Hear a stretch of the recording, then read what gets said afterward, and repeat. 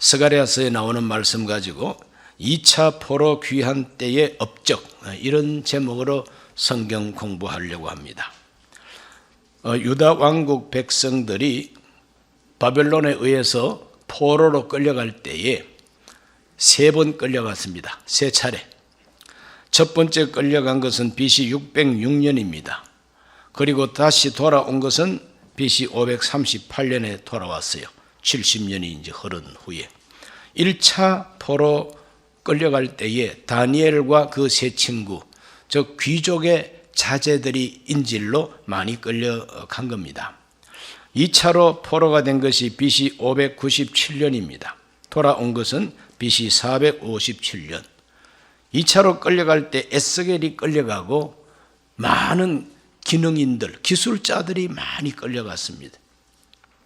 3차로 포로가 되었을 때가 BC 586년 대다수 백성들이 다 끌려갔습니다. 돌아온 것은 BC 444년 3차로 돌아왔다 이 말입니다. 그래서 포로로 끌려가는 것도 3차, 또 다시 돌아오는 귀환도 3차로 이렇게 돌아오게 됩니다. 돌아올 때에 업적을 남기게 됩니다. 1차 포로에서 돌아온 사람들은 성전을 건축하는 업적을 남겼습니다. 하나님의 성전을 건축했습니다.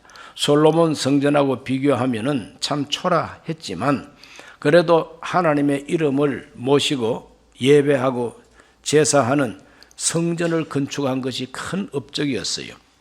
2차 포로에서 귀환할 때에 에스라가 지도자였는데 이때 업적은 바로 이스라엘 백성들이 하나님 말씀대로 사는 거룩한 생활을 회복시켰습니다. 이것이 바로 그들의 업적이요. 3차에 걸쳐서 돌아왔는데 마지막 3차로 포로 귀환된 것이 BC 444년인데 이때 지도자는 느헤미야입니다. 느헤미야가 돌아와서 세운 업적은 뭐냐? 무너진 예루살렘 성을 다시 쌓고 성벽과 성문을 달고 외적의 침입을 확실하게 막아낼 수 있는 안보 태세를 든든하게 하는 업적을 세우게 됩니다. 오늘 공부할 부분은 2차로 돌아온 유다 백성들과 그 지도자, 학자 에스라의 업적을 공부하려고 합니다. 돌아온 포로들을 중심으로 하나님 앞에서 큰 공로, 업적을 세웠는데 이 업적은 이스라엘 백성들의 정성과 이스라엘 백성들의 헌신으로 이루어졌는데 그것은 바로 하나님이 시킨 일이요. 하나님이 원하셨던 일입니다. 그것이 바로 그들에게 주어진 시대적 사명이었다 이 말이죠. 그러므로 하나님이 그 시대에 요구하는 사명을 완수했던 역사를 우리가 공부합니다. 2차로 돌아온 포로 귀환의 지도자가 에스라였는데 이 에스라는 하나님이 세운 지도자입니다. 에스라를 지도자로 세우신 하나님, 에스라 7장 6절에 보면 그가 어떤 사람인가 하는 것을 밝혀주고 있습니다. 이 에스라가 바벨론에서 올라왔으니 그는 이스라엘 하나님 야훼께서 주신 모세 율법에 익숙한 학자로서 그의 하나님 야훼의 도우심을 입음으로 왕에게 구하는 것은 다 받는 자이더니 그랬어요. 왕에게 구하는 것을 다 받는 자라 이 말입니다. 즉 왕과 소통이 활발하고 왕에게 뭘 요청하면 왕이 다 들어주는 사람이라 이 말이죠. 그러므로 세상 말로 출세한 사람입니다. 페르사 그 왕실에서 인정해주는 사람이 바로 학자 에스라입니다. 그는 율법에 익숙한 학자라 그랬어요. 율법에 아주 익숙한 학자입니다. 하나님 말씀 박사님이라 이 말입니다. 7장 10절을 읽어보면 에스라가 야훼 율법을 연구하여 준행하며 율례와 규례를 이스라엘에게 가르치기로 결심하였었더라. 이 학자로서 이 에스라가 하나님 말씀을 잘 연구하고 이 말씀을 이제는 예루살렘으로 돌아가서 성전을 건축하고 하나님 섬기면서 산다는 내 조국, 내 민족, 내 백성들에게 가르쳐야 되겠다. 굳게 결심하고 가르치기로 굳게 결심한 사람입니다. 애국자죠. 자기 혼자서 호의호식 하려면은 페르시아 왕실에서 요구하는 대로 다 주는 사람이니까 얼마든지 등 따숩고 배부르게 살 수가 있지만 자기 동족, 자기 민족, 자기 백성들을 생각할 때에 내가 가서 가르쳐야 되겠다. 내가 이렇게 학자가 된 것은 가르치라고 주신 하나님의 은혜라, 은사라. 그래서 내가 섬겨야 되겠다. 결심을 한 사람이 에스라입니다. 이 에스라가 유다로 가게 될 때에 아닥사스다라고 하는 그 왕이 굉장한 권세를 이 에스라에게 줍니다. 권세. 종교 지도자일 뿐만 아니라 세속적인 어떤 권세를 가지고 가는 그런 권력자로 세워줍니다. 에스라 7장 25절에서 26절을 다 같이 봅니다. 에스라여, 너는 내 손에 있는 내 하나님의 지혜를 따라 네 하나님의 율법을 아는 자를 법관과 재판관을 삼아 강 건너편 모든 백성을 재판하게 하고 그 중 알지 못하는 자는 너희가 가르치라. 무릇 네 하나님 명령과 왕의 명령을 준행하지 아니하는 자는 속히 그 죄를 정하여 혹 죽이거나 귀양 보내거나 가산을 몰수하거나 옥에 가둘지니라 하였더라. 얼마나 큰 권세입니까? 누가 이런 권세를 가질 수가 있겠느냐? 강저편, 이 강저편이라고 하는 것은 유프라테스 강을 건너서 요즘 시리아 땅이라든지 바로 유대 땅에 있는 사람들을 다스리라는 겁니다. 알지 못하는 자는 가르치고 하나님 명령과 왕의 명령을 준행하지 아니하는 자는 죄를 정하여 죽여도 좋다는 겁니다. 죽여도 좋다는 거죠. 귀양 보내거나 가산을 몰수하거나 옥에 가둘지니라. 그러니 뭐 사람을 옥에 가두기도 하고 귀양을 보내기도 하고 재산을 다 몰수하기도 하고 아니면 목숨까지 없애버리는 사형 판결을 할 수 있는 권세까지 누구에게? 에스라에게 주었다는 거죠. 누가? 왕이. 그럼 그 시대는 왕권이 최고인데 아닥사스다 왕이 에스라에게 엄청난 권세를 주고 가서 너의 백성들을 가르치고 하나님 말씀을 거역하고 왕의 명령을 거역하면 네가 생사 여탈권을 가지고 다스리라고 이렇게 해서 보내게 됩니다. 이 아닥사스다 왕이 어떻게 이렇게 에스라에게 생사 여탈권을 주면서까지 후원해 줄 수가 있었느냐? 그 배경은 바로 에스더라고 하는 왕비가 있었고 그리고 모르드게라고 하는 아주 명재상이 있었습니다. 그래서 에스더서에 나오는 그 이야기들은 아닥사스다 왕이 들어서기 전에 크세르크세스 즉 아하수에로 왕 때에 있었던 이야기입니다. 이 아닥사스다 왕은 바로 아하수에로 왕의 아들입니다. 그는 자기의 계모가 되겠죠. 이 계모가 되는 이 에스더 정말 아리따운 여성으로서 자기 아버지가 총애했던 왕비입니다. 정식 왕비입니다. 그렇기 때문에 그 정식 왕비의 정말 영향이 컸습니다. 또 그때 국무총리가 되었던 모르드게가 아주 지혜롭게 나라를 잘 다스렸습니다. 그래 그 영향으로 말미암아 학사 에스라가 발탁이 돼가지고 왕의 총애를 받고 아닥사스다 왕도 자기 계모가 되는 이 에스더 때문에 적극적인 하나님 편이 됐다고 하는 것을 볼 수가 있게 됩니다. 그러므로 출세를 하더라도 이렇게 해야 하나님께 영광을 돌 수가 있습니다. 할렐루야. 그 다음 이 학사 에스라를 보냈더니 그 학사 에스라가 예루살렘에 와서 유대인들의 생활을 살펴봤습니다. 살펴보니까 완전히 하나님의 거룩함을 잃어버린 백성들이 되어 있다는 것을 발견하게 됩니다. 당시 이스라엘 사람들이 예루살렘에서 성전은 건축했지만은 1차 포로에서 돌아온 지 벌써 80년이 지나갔어요. 1차 포로 해방에서 80년 세월이 흐르는 동안에 성전 하나 초라하게 지은 것 말고는 하나님 중심으로 살지를 못하는 거룩한 계명을 그대로 지키지 못하는 백성들이 되어 있다는 것을 발견하게 됩니다. 에스라 9장 1, 2절을 읽어봅니다. 이 일 후에 방백들이 내게 나와 이르되 이스라엘 백성과 제사장들과 레위 사람들이 이 땅 백성들에게서 떠나지 아니하고 가나안 사람들과 헷 사람들과 브리스 사람들과 여부수 사람들과 암몬 사람들과 모압 사람들과 애굽 사람들과 아모리 사람들의 가정한 일을 행하여 그들의 딸을 맞이하여 아내와 며느리로 삼아 거룩한 자손이 그 지방 사람들과 서로 섞이게 하는데 방백들과 고관들이 이 죄에 더욱 어떠함이 되었다 하는지라. 섞이게 되었다는 것입니다. 이방 족속들과 순수한 유대인들의 피가 섞여버리고 말았다는 겁니다.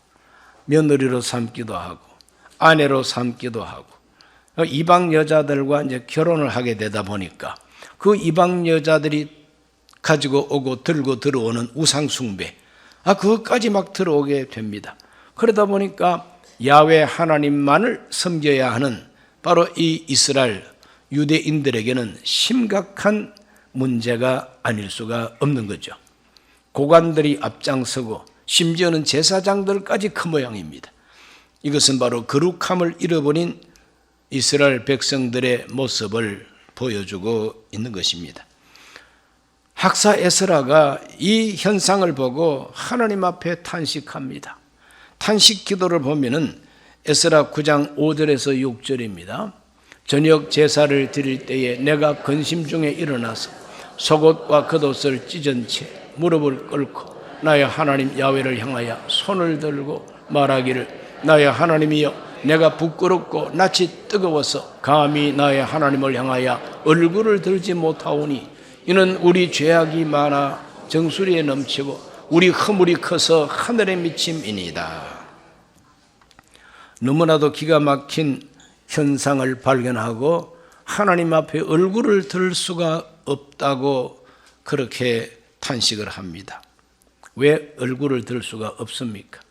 하나님이 거듭거듭 은혜를 베풀어 주셨음에도 불구하고 또 넘어지고 또 쓰러져서 또 이 모양이 됐다는 겁니다. 배은망덕한 백성이 되어버리고 말았다는 겁니다. 9장 10절을 읽어봅니다. 우리 하나님이여 이렇게 하신 후에도 우리가 주의 계명을 저버렸사오니 이제 무슨 말씀을 하오리까. 기도가 안 나온다는 거예요. 하나님 앞에 할 말을 잃어버린 겁니다. 무엇이라고 말할 수도 없다는 거예요. 고개를 들 수도 없고 말도 할 수가 없다. 거듭거듭 은혜를 베풀어 주셨음에도 또 이렇게 되어버렸다는 겁니다. 도루묵이라는 말 아시죠? 도루묵이 되어버리고 만 거죠. 그래서 학사 에스라가 낯이 떴다야 고개를 들 수 없다고 고백하면서 탄식하고 하나님 앞에 정말 참 머리를 풀어헤치고 옷을 찢고 그렇게 주저앉아 있는 모습을 에스라서에서 발견하게 됩니다. 배은망덕, 이제 무슨 말을 하오리? 할 말이 없다는 거죠. 이것이 바로 에스라가 탄식했던 이유입니다. 그래서 그는 하나님 앞에 엎드려서 자복하면서 기도하게 됩니다. 에스라 10장 1절을 읽어보면 에스라가 하나님의 성전 앞에 엎드려 울며 기도하여 죄를 자복할 때에 많은 백성이 크게 통곡하며 이스라엘 중에서 백성의 남녀와 어린 아이의 큰 무리가 그 앞에 모인지라 그랬어요. 백성들의 큰 무리가 에스라 앞에 모여서 함께 웁니다. 하나님 앞에 울게 되었다 이 말이죠. 크게 울었습니다. 왜 웁니까? 너무나도 탄식하고 너무나도 기가 막혀서 울음밖에는 나올 게 없어요. 유창한 기도 이렇게 저렇게 굉장한 그 말로서 하는 기도 소용없어요. 우는 것으로 그냥 하나님 앞에 탄식하고 우는 것으로 하나님께 죄를 자복하게 됩니다. 하나님, 우리가 이런 죄를 지었습니다. 이런 죄를 지었습니다. 금식하며 옷을 찢고 죄를 무릅쓰고 하나님 앞에 정말 참 엎드려서 기도하는 에스라의 모습을 발견하게 됩니다. 양식이 없어 엎드린 것이 아닙니다. 집이 없어 엎드린 게 아닙니다. 현실 문제 때문에 엎드린 게 아닙니다. 무엇 때문에 엎드리느냐? 하나님 앞에 거룩하지 못한 것 때문에 엎드려서 자복하고 있다는 겁니다. 거룩하지 못한 것 때문에. 오늘 우리 기독교인들 가운데 금식하며 기도하고 철야하며 기도하고 작정 기도하는 그 기도의 동기를 우리가 살펴볼 때에 가정의 물질적인 문제 때문에, 자식 문제 때문에, 직장 사업 문제 때문에 다급하니까 주야 도와주시옵소서 이렇게 기도할 수가 있습니다. 그런데 여기 에스라서에 나오는 이 다급한 기도는 그런 세상의 생활 문제가 아니에요. 하나님과의 관계 속에 거룩하지 못하다고 하는 것 때문에 탄식하며 금식하며 기도하고 있는 겁니다. 오늘 이러한 영적인 정말 깨달음을 가지고 하나님 앞에 기도하는 사람이 사실은 많지 않습니다. 왜? 등 따숩고 배부르면 복받고 하나님이 나를 인정하는 줄로 착각을 하고 그냥 그대로 게으르고 나태한 채로 기독교인, 즉 종교인이 되어 있을 뿐이지 하나님과 교통하는 양심과 신앙이 살아있는 사람은 아니다 이 말이죠. 오늘 우리 에스라서를 공부할 때 나는 영적인 상태가 어떤가 하는 걸 자기를 스스로 비추어 볼 수 있게 되시기를 바랍니다. 에스라서를 보면 이와 같이 탄식하는 이 에스라의 기도를 하나님이 들으시고 회개하는 사람들을 하나님께서 보내주셨어요. 회개하는 사람들을 붙여주신 겁니다. 에스라 10장 2절로 4절을 다 같이 읽습니다.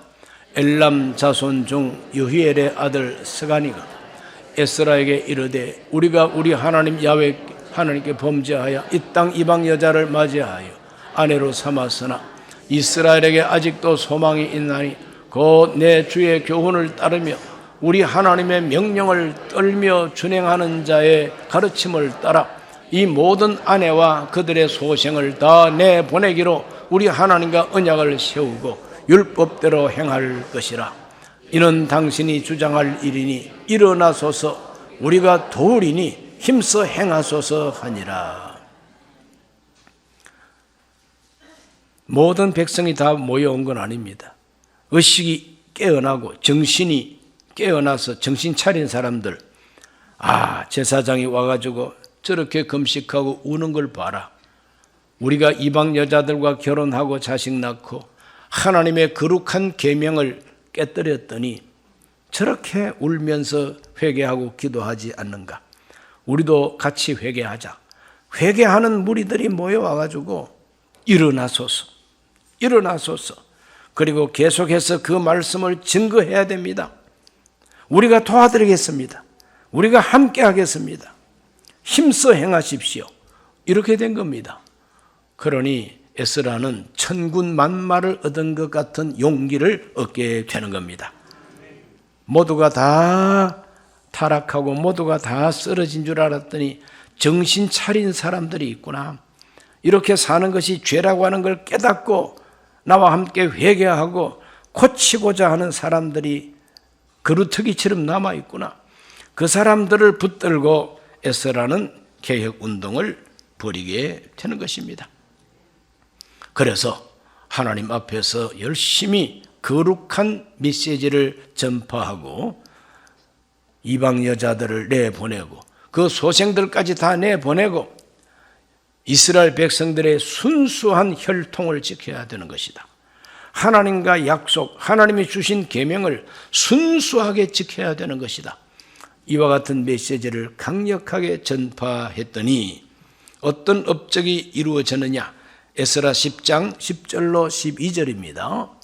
제사장 에스라가 일어나 그들에게 이르되 너희가 범죄하여 이방 여자를 아내로 삼아 이스라엘의 죄를 더하게 하였으니 이제 너희 조상들의 하나님 앞에서 죄를 자복하고 그의 뜻대로 행하여 그 지방 사람들과 이방 여인을 끊어버리라 하니 모든 회중이 큰 소리로 대답하이르되 당신의 말씀대로 우리가 마땅히 행할 것이니이다. 국민운동이 막 일어나게 이제 되는 겁니다.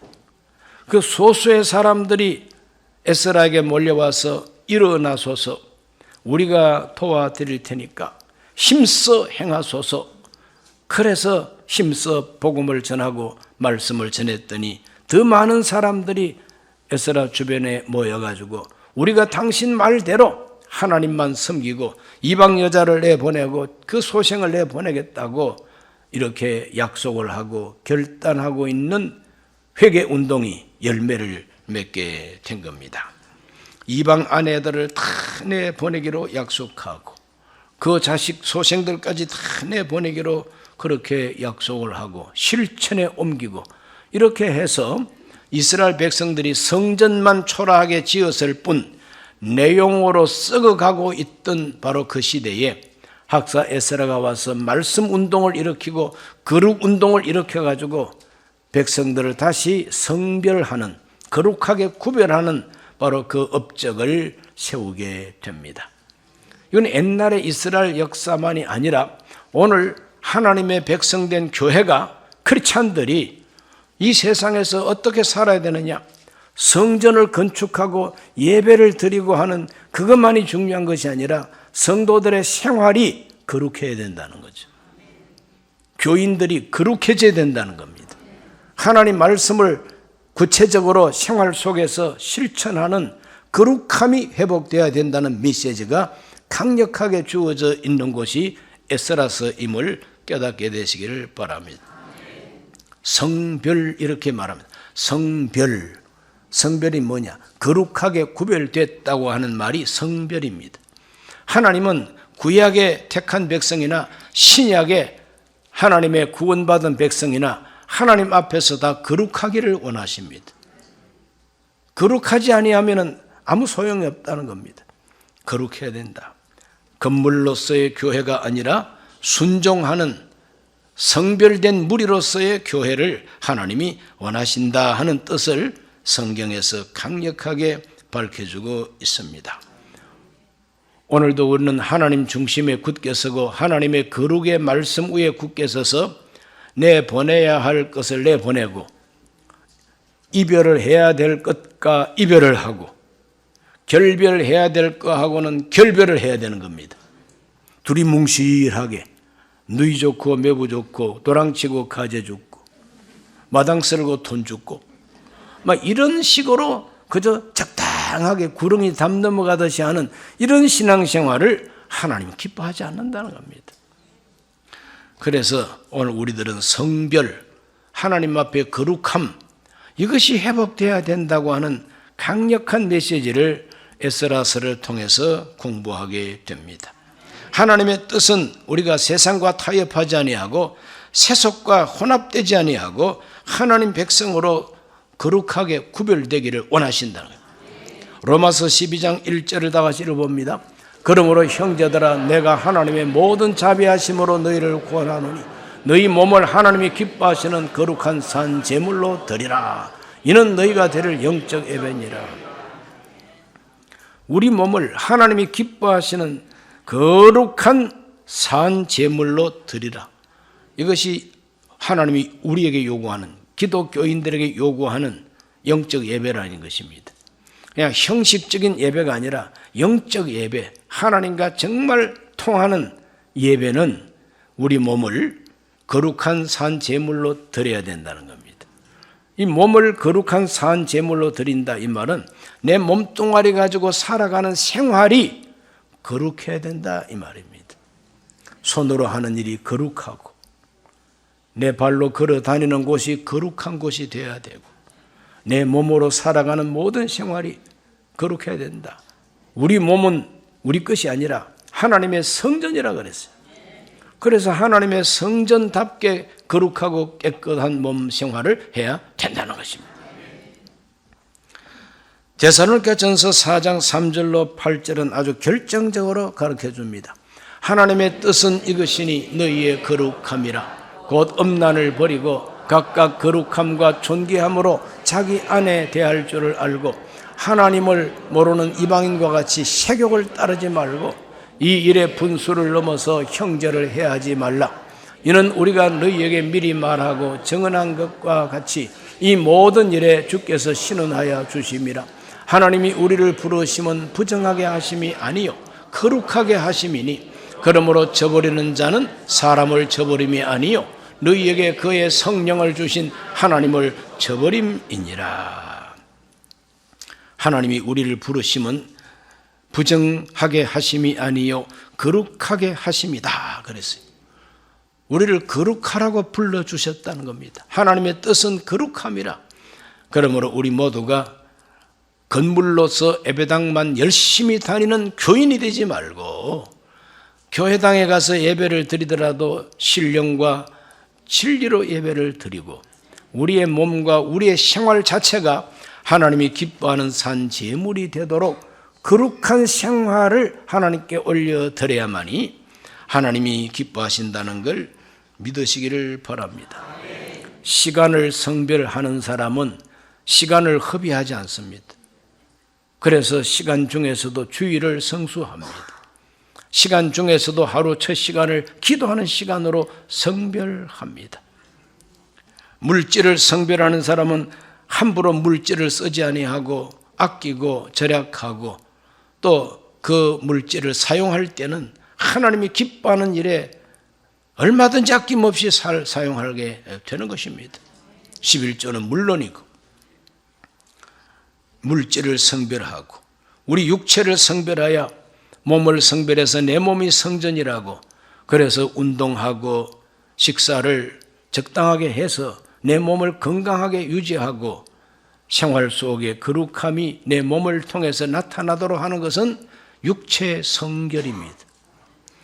이와 같이 하나님 앞에서 우리는 성별되어야 됩니다. 생각을 성별해가지고 언제나 긍정적이고 하나님께 순종하는 생각, 마음의 뜻과 계획이 악한 것이 아니고 언제나 하나님께 순종하고 하나님 주시는 꿈을 받아들이는 이와 같은 성별된 꿈과 생각, 말을 하더라도 언제나 은혜로운 말을 하고 긍정적인 말을 하고 하나님께서 기뻐하는 믿음의 말을 하는 것이 말을 성별시키는 것이다 이 말이죠. 아무렇게나 대놓고 말하고 나는 뒤끝이 없어, 그 자기 혼자 뒤끝이 없는 겁니다. 다른 사람은 그 말 때문에 얼마나 큰 상처를 입고 있는데 오늘 우리 모두는 하나님이 우리를 거룩하기를 원하신다는 걸 알고 성별에 성공하시기를 주의 이름으로 축원합니다. 기도합니다. 하나님 아버지, 오늘 주님 앞에 나와서 에스라서를 공부했습니다. 성전을 짓는 것으로 끝난 것이 아니요 성전 중심으로 하나님 섬기는 자들은 생활이 거룩해야 된다는 것을 하나님이 가르쳐 주셨습니다. 오늘 우리의 신앙생활이 성별된 생활, 거룩한 생활 되게 해 주시옵소서. 예수님 이름으로 기도하옵나이다. 아멘.